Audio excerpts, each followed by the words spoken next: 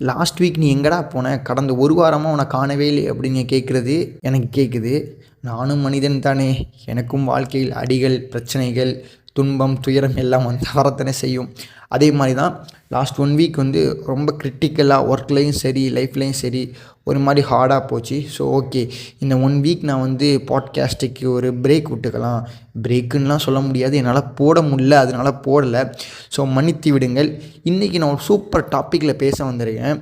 சரி ஓகே, கேப்புக்கு அப்புறம் வரோம், ஒரு செம்மையான டாப்பிக்கில் பேசலான்னு செம்மையான டாப்பிக்கில் பேச வந்திருக்கேன். உங்கள் எல்லாருக்கும் தெரியும், என்னை பேச விட்டிங்கன்னா நான் ஒரு நாள் ஃபுல்லாக பேசிகிட்டே இருப்பேன் அப்படின்னு.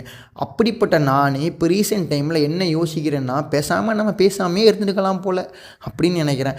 அப்படிங்கிற அளவுக்கு என்னை யோசிக்க வச்சுட்டாங்க. ஓ ஷிட், ஒரே சேம் பப்பி சேம் ஆகிடுச்சு. ஸோ வணக்கம் அண்ட் வெல்கம் டு இது நம்ம என்னப்பா பேசுவோமா podcast with me Abu Hasan. Computer ji, அந்த இன்ட்ரோ போட்டிருக்கேன். சிந்தித்து பேசு, சபையறிந்து பேசு, சமயம் அறிந்து பேசு, சான்றோர் மதிக்க பேசு, அன்பாக பேசு, அறிவாக பேசு, ஆன்றோர் மதிக்க பேசு, உண்மையை பேசு, ஊருக்காக பேசு, உருப்படியா பேசு, அக்கம் பக்கம் பார்த்து பேசு. ஃபஸ்ட்டு எனக்கு நடந்த சம்பவம் சொல்கிறேன், அப்புறம் ஒரு குட்டி கதை ஒன்று சொல்கிறேன், சரிங்களா?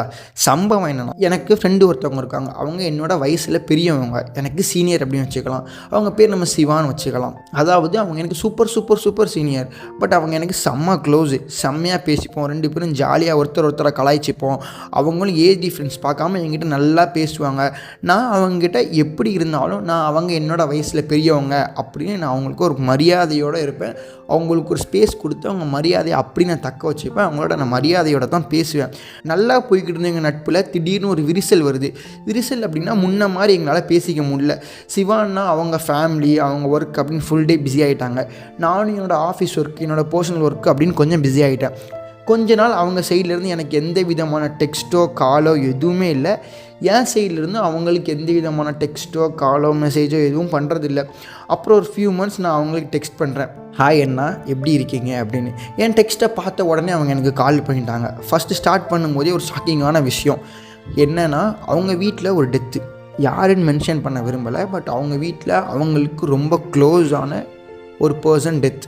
ஸோ அவங்க என்கிட்ட அதை சொன்ன உடனே எனக்கு என்ன ரியாக்ட் பண்ணுறது அப்படின்னு எனக்கு தெரியல. டெத்தா உங்கள் வீட்லையா? எனக்கு எந்த நியூஸும் வரல, அந்த டெத்தில் நான் அவங்க கூட இருக்கலையே, அப்படி இப்படின்னு நான் ரொம்ப யோசிக்க ஆரம்பிச்சிட்டேன். என் மண்டையில் தௌசண்ட்ஸ் ஆஃப் தாட்ஸ் உள்ளே ஓட ஆரம்பிச்சிருச்சு. எக்ஸாக்ட்லி டெத் 1 வீக் அப்புறம் அந்த அண்ணா கூட நான் பேசுகிறேன்.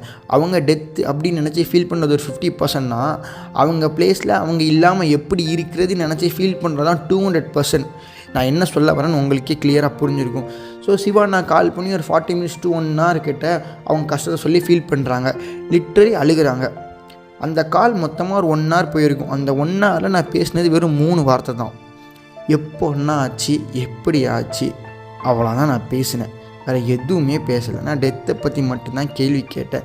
அப்புறமா நான் எதுவுமே பேசலை. எனக்கு தெரில, அவங்க கஷ்டத்தை சொல்லி ஃபீல் பண்ணி என்கிட்ட அழுகிறாங்க. எனக்கு என்ன சொல்யூஷன் கொடுக்கலாம், நான் கொடுக்குற சொல்யூஷன் அவங்களுக்கு சூட் ஆகுமா அப்படின்னு எனக்கு எதுவுமே தெரியல. அப்படி பிளாங்க் அவுட்டாக ஆகிட்டேன். இது எனக்கு நடந்த சம்பவம். ஸோ இப்போ நெக்ஸ்ட்டு ஒரு குட்டி கதை சொல்கிறேன்.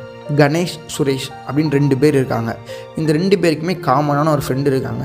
அந்த ஃப்ரெண்டு பேர் நரேஷ். என்னடா எல்லா நேமும் கணேஷ், சுரேஷ், நரேஷ் அப்படின்னு ஸ்டைலாக இஷ்டில் முடியுதுன்னு கேட்குறீங்களா? நம்ம வைக்கிற ஸ்டோரி தானே, நம்ம இஷ்டத்துக்கு ஸ்டைலாக குஞ்சேஷ், அதே மாதிரி நரேஷ், சுரேஷ், கணேஷ் அப்படின்னு நம்ம வச்சுக்கலாம். ஸோ நரேஷ் எப்படிப்பட்ட பையன் அப்படின்னா, எப்போ பார் புலம்பிக்கிட்டே இருப்பான். அவனுக்கு கஷ்டமோ இல்லை துக்கமோ இல்லை ஒரு சேட்னஸோ எதுவாக இருந்தாலும் அதை அவனுக்கு ஒருத்தவங்கக்கிட்ட புலம்பிட்டா அவன் நார்மலாக ஆயிடுவான். அவன் புலம்பிக்கிட்டே இருப்பான் அப்படின்னு சொல்லுவாங்கள்ல, அதே மாதிரி அவனுக்கு இருக்கிற பிரச்சனை எல்லாத்தையுமே ஒருத்தவங்கக்கிட்ட புலம்புனா போதும், அவன் வந்து மச் பெட்டர் அப்படிங்கிற ஒரு ஃபீலிங்க்கு வந்துடுவான். ஸோ ஸ்டார்டிங்கில் நரேஷ் எப்போதுமே கணேஷ் கிட்ட தான் அதிகமாக போய் புலம்புவான். ஏன்னா நரேஷ்க்கு சுரேஷை விட கணேஷ் தான் கொஞ்சம் க்ளோஸாக இருந்தான். ஸோ போக நாட்கள் உருண்டோட நரேஷ் என்ன ஆரம்பித்தான், சுரேஷ்கிட்டையும் புலம்ப ஆரம்பித்தான். அப்புறம் மறுபடியும் காலங்கள் உருண்டோட நரேஷ் என்ன பண்ண ஆரம்பித்தான்னா, கணேஷ்கிட்ட புலம்புறதை விட சுரேஷ்கிட்ட அதிகமாக புலம்ப ஆரம்பிச்சிட்டான். ஷாக்கிங்காக இருக்குல்ல?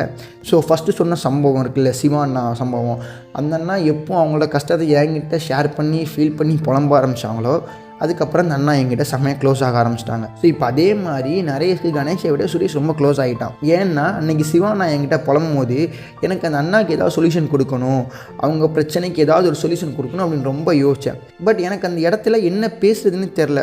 அப்புறம் அந்த அண்ணா கிட்ட, அண்ணா சாரிண்ணா, நீங்கள் சொன்னதுக்கு எனக்கு என்ன சொல்கிறதுனே தெரியல அப்படின்னு நான் சொன்னேன். அந்த அண்ணா என்ன சொன்னாங்க அதுக்கு, பரவாயில்லடா, எனக்கு உங்ககிட்ட சொல்லணும்னு தோணுச்சு, நான் சொல்லிட்டேன். நீ இவ்வளோ நேரம் இருந்து ஃபுல்லாக காது கொடுத்து கேட்டி, அதுவே பெரிய விஷயம், ரொம்ப நன்றிடா அப்படிங்கிற மாதிரி சொன்னாங்க. சேம் இப்போ நான் சொன்ன ஸ்டோரியில் கூட நரேஷ் ஏன் கணேஷை விட சுரேஷ்ட அதிகமாக புலம்ப ஆரம்பித்தான்னா, கணேஷ்ங்கிறவன் எப்படிப்பட்டவனா, என்ன மாதிரி ஒருத்தவங்க பிரச்சனைன்னு வந்து சொன்னாங்கன்னா அந்த பிரச்சனைக்கு ஏதாவது சொல்யூஷன் கொடுக்கணும், நம்ம கொடுக்குற சொல்யூஷன்லாம் அவங்க மச் பெட்டராக ஃபீல் பண்ண வைக்கணும், அவங்கள கொஞ்சம் ப்ரொடெக்ட் பண்ணணும், அவங்க இந்த பிரச்சனையிலேருந்து அவங்கள ப்ரொடெக்ட் பண்ணணும் அப்படின்னு கணேஷ் ஃபீல் பண்ணுற ஆள், அதாவது என்ன மாதிரி.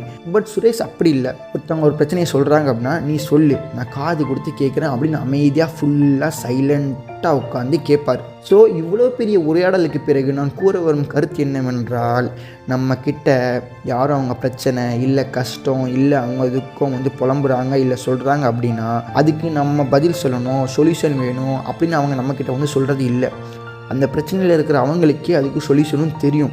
அவங்களோட அதிகபட்ச தேவை என்ன அப்படின்னா, அவங்க சொல்கிறத யாராவது கேட்கணும், அவ்வளோதான். ஸோ பொறுமையாக நம்மக்கிட்ட யாரும் வந்து அவங்க பிரச்சனையோ இல்லை கஷ்டத்தையோ இல்லை அவங்க துக்கத்தையோ வந்து சொல்கிறாங்க இல்லை புலம்புறாங்க அப்படின்னா, ஜஸ்ட் லிசன் தி ப்ராப்ளம்ஸ். அது 1 hour இருக்கலாம், 2 hours இருக்கலாம், ஜஸ்ட் லிசன். அப்புறம் எப்போதும் கண்டிப்பாக அவங்க உங்களை மட்டும்தான் தேடி வருவாங்க, கண்டிப்பாக அவங்கள மட்டும் தான் தேடி வருவாங்க. ஸோ என்ன மாதிரி எப்போ பார் லபலபலம் பேசாமல் ஒருத்தங்க நம்மக்கிட்ட எதுவும் சொல்ல வராங்க அப்படின்னா, ஜஸ்ட்டு பொறுமையாக அவங்க நல்ல ஒரு ஸ்பேஸ் கொடுத்து அவங்கள ஃபுல்லாக சொல்ல விடுங்க, அது 1 hour இருக்கலாம், இல்லை 2 hour இருக்கலாம், இல்லை 3 hours இருக்கலாம். பொறுமையாக காது கொடுத்து கேளுங்க. அது அவங்களுக்கு எவ்வளவோ ரொம்பவே ஹெல்ப்ஃபுல்லாக இருக்கும். அவங்களுக்கு ஒரு பெரிய பாரத்தை எடுத்து வெளியில் இறக்கி வச்ச மாதிரி இருக்கும். நம்ம சொல்யூஷன் கொடுக்குறோம் அப்படின்னா, சொல்யூஷன் ஒரு சில பேருக்கு சூட் ஆகும், ஒரு சில பேருக்கு சூட் ஆகாமல் இருக்கலாம். பட் ஒருத்தங்க நம்மக்கிட்ட சொல்கிறாங்க அப்படின்னா அதை நம்ம காதை கொடுத்து கேட்குறோன்னா அது எல்லாத்துக்குமே சூட் ஆகும். ஸோ ஜஸ்ட் லிசன் தி ப்ராப்ளம்ஸ். ஸோ இந்த எபிசோட் அவ்வளோதான். இந்த எபிசோட் உங்களுக்கு பிடிச்சிருந்துச்சுன்னா மறக்காமல் ஒரு லைக் பண்ணிடுங்க. நம்ம என்னப்பா பேசுவோம் பாட்காஸ்ட்டை மறக்காமல் ஃபாலோ பண்ணிடுங்க. எப்போதும் சொல்கிற மாதிரி தான், நம்ம என்னப்பா பேசுவோம் பாட்காஸ்ட் இப்போ Amazon music, Google podcast, Jio7, Spotify அப்படிங்கிற எல்லா பிளாட்ஃபார்ம்லையும் இருக்குது. நீங்கள் எங்கேருந்து கேட்டாலும் சரி மறக்காமல் நம்ம என்னப்பா பேசுவோம் பாட்காஸ்ட்டை ஃபாலோ பண்ணிடுங்க. டிஸ்கிரிப்ஷனில் கீழே என்னோடய இன்ஸ்டாகிராம் ஐடி கொடுக்குறேன், மறக்காமல் அதையும் நீங்கள் வந்து ஃபாலோ பண்ணிடுங்க. நம்ம அங்கே நிறையவே பேசிக்கலாம். ஓகே, ஸோ நெக்ஸ்ட் வீக் மிஸ்ஸே ஆகாமல் உங்களை ஒரு சூப்பர் டூப்பர் கான்டென்ட்டில் வந்து உங்களை நான் பார்க்குறேன். Until then, see you, tata, bye, take care.